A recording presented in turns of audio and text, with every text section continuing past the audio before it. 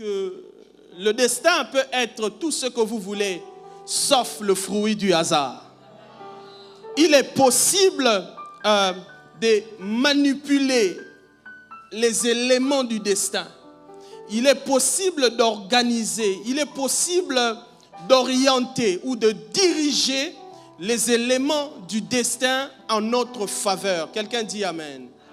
Et pour ceux qui écrivent, si vous avez besoin d'un sous-thème, vous allez écrire « Oui, c'est possible de modifier le destin de ma famille ». Dites après moi « Oui, c'est possible de modifier le destin de ma famille ». Alors, frères et sœurs, notez que le destin de la famille ne peut prendre que deux directions. Soit la direction de la bénédiction, ou soit la direction de la malédiction. Et dans toutes les familles de la terre, il y a toujours un homme qui est initiateur, soit des bénédictions, ou soit des malédictions. Il est possible de naître dans une famille de riches, mais finir sa vie en étant pauvre. Ce que je veux vous dire ce matin, c'est que naître dans une famille organisée ne te prédestine pas à réussir dans la vie. Naître dans le palais ne te prédestine pas à vivre dans le bonheur. Parce qu'il y a un homme qui au départ est né comme Bartimée, fils de la gloire, mais il s'est retrouvé mendiant et aveugle. La bonne nouvelle que je suis venu vous dire, c'est que vous n'êtes pas seulement né de votre père et votre mère, mais vous êtes né aussi en Christ.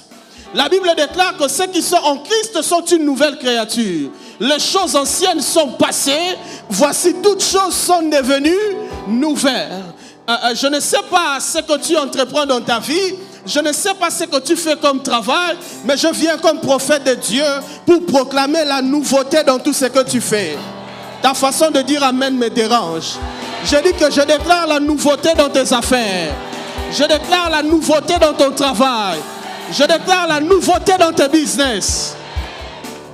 Et on voit cet homme, David. David, né dans une famille aisée. Mais David, son destin est flou. David, son destin est biaisé.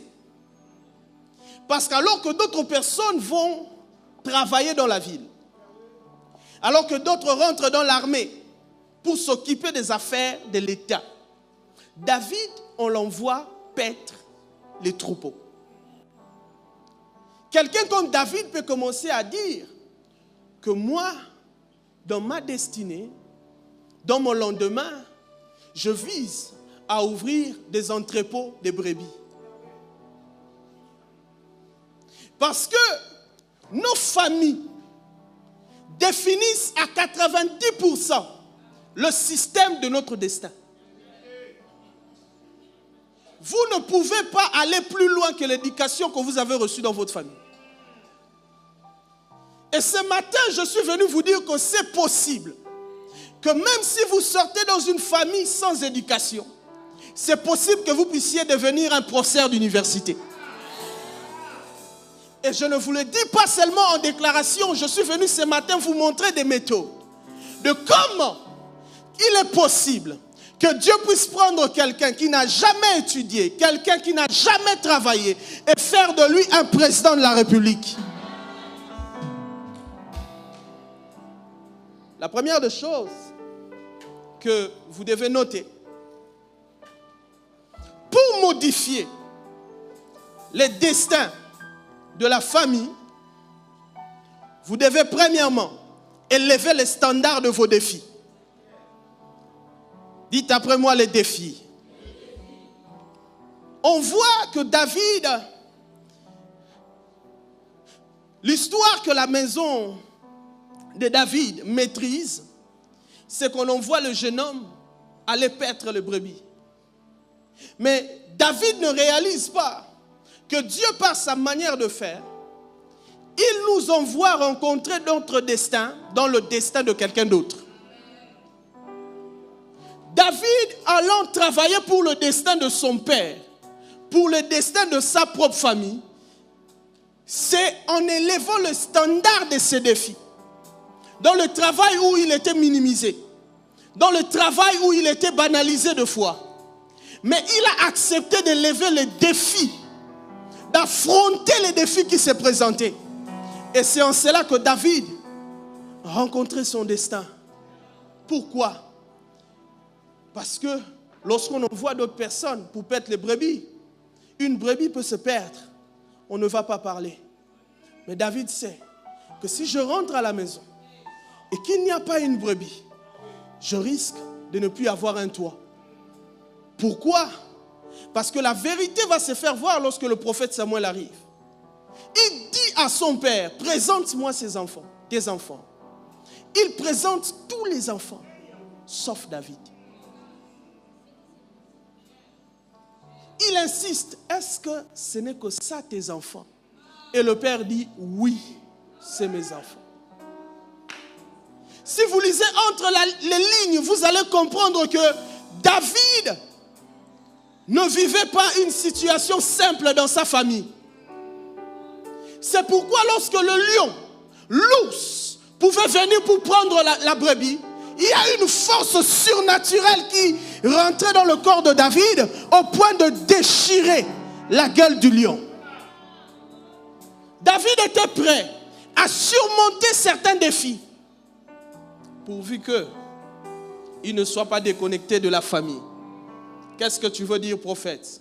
Je suis venu dire à quelqu'un ce matin, les défis de destin que ta famille t'a exposé, le défi de destin sur lequel tu as été exposé au nom de ta famille, ce n'est pas pour te défier, mais c'est pour te définir.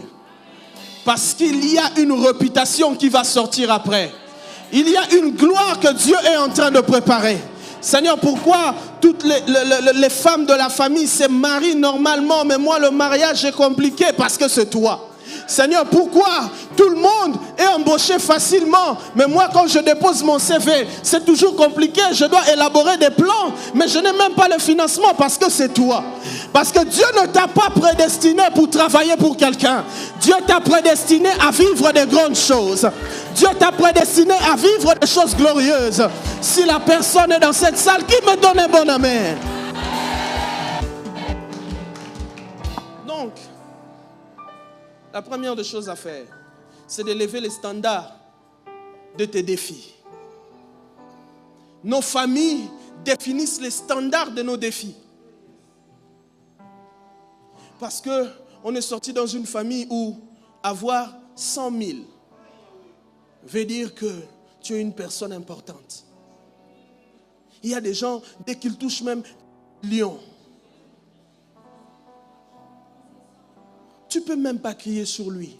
Nos familles ont placé des limitations par rapport à nos destins.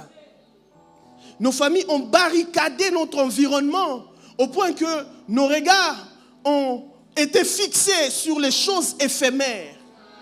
Au lieu de vivre, on a commencé à survivre. Pourvu que je puisse avoir du pain, pourvu que je puisse avoir un 10 000, pourvu que je puisse avoir un 2 000. Et Dieu ne t'a pas appelé à survivre. Dieu t'a appelé à vivre. Voilà pourquoi la Bible déclare que le Fils de Dieu est venu afin que nous puissions avoir la vie et la vie en abondance. Je déclare la vie dans tes affaires. Je déclare la vie dans tes entreprises. Je déclare la vie dans tout ce que tu fais. Il faut affronter des défis. Pourquoi travailler seulement dans le domaine du pétrole? Affronte certains défis. Rêve de devenir opérateur économique de l'Afrique centrale. Affronte certains défis. Place les structures. Place les éléments qu'il faut. Parce que ton Dieu t'attend à la gloire. Ce qui arrive, c'est que nos familles sont en réalité les terrains de préparation. Et tout celui qui est né en Christ est en réalité un espion que Dieu a placé dans une famille afin d'humilier le diable et sa belle-mère. Dieu nous a placés dans nos familles comme des infiltrés, afin que nous puissions dire au monde que ce que vous avez déclaré, malgré les armes méthodiques que vous avez, malgré les connaissances, malgré les moyens que vous avez, il y a des moyens surnaturels. Où un homme qu'on a négligé autrefois, un homme qu'on ne citait pas son nom, mais lorsque Dieu arrive dans la vie de cet homme, vous allez être obligé de patienter à la maison jusqu'à ce que David arrive. Est-ce que je parle à David ce matin? Je suis en train de dire, il y a des réunions qu'on n'arrêtera pas jusqu'à ce que tu arrives. Il y a des réunions qu'on ne va pas conclure jusqu'à ce que tu rentres dans la salle. Si c'est à toi que je parle, dis Amen. La deuxième des choses à faire pour modifier le destin de sa famille, il faut modifier la vision de ta vie. Nous sommes souvent bloqués parce que nous pensons que les solutions que nous devons trouver pour la famille doivent se trouver en famille. Détrompez-vous. Lorsque Dieu veut sortir une famille dans la disette, il choisit un membre de la famille. Et si ce membre de la famille ne modifie pas sa vision des choses, si ce membre de famille constate que parce que je viens en arrière, je dois toujours faire les choses comme on a eu à faire. Il y a ce langage-là qu'on dit, nous on n'a jamais connu ça dans notre famille. Nous on ne fait jamais ça. Lorsque vous voyez un enfant élever les standards de la vie que vous n'avez pas dans la famille, ne les retenez pas. C'est un appel de Dieu et un indicateur que le Seigneur a envoyé quelqu'un pour vous sortir de la disette. Et David arrive sur le terrain de son destin. Et sur le terrain du destin, vous devez comprendre qu'il y aura toujours des géants. David arrive, il trouve son grand frère, Eliab. Eliab a de l'expérience. Eliab, c'est aussi un géant. Parce que le prophète le choisit parce qu'il était élancé comme Saoul. Et la Bible dit, sa tête était élevée au-dessus de tout le militaire d'Israël. David est au milieu de deux géants, Goliath et Eliab. Vous devez comprendre que lorsque vous voulez modifier le destin de votre famille, deux Goliaths se présenteront. Le fait de faire le choix de ces combats vont faire en sorte que vous puissiez modifier le destin de votre famille. Un homme spirituel choisit ces combats. Demandez-moi pourquoi, prophète? Parce que vaincre Eliab te donnera un succès familial. Mais vaincre Goliath te donnera un succès national. Je suis en train de dire à quelqu'un, le temps est arrivé où nous n'allons pas nous attaquer à nos frères et sœurs. Nous allons nous attaquer à des vrais Goliaths. La personne qui est assise dans ce ministère avec ton dossier qui ne veut pas t'engager. La personne qui garde avec lui l'argent avec lequel tu dois commencer la mission. Je dis que le vrai Goliath va tomber ce matin. Et tu vas connaître un succès interplanétaire. Ta façon de dire Amen me dérange.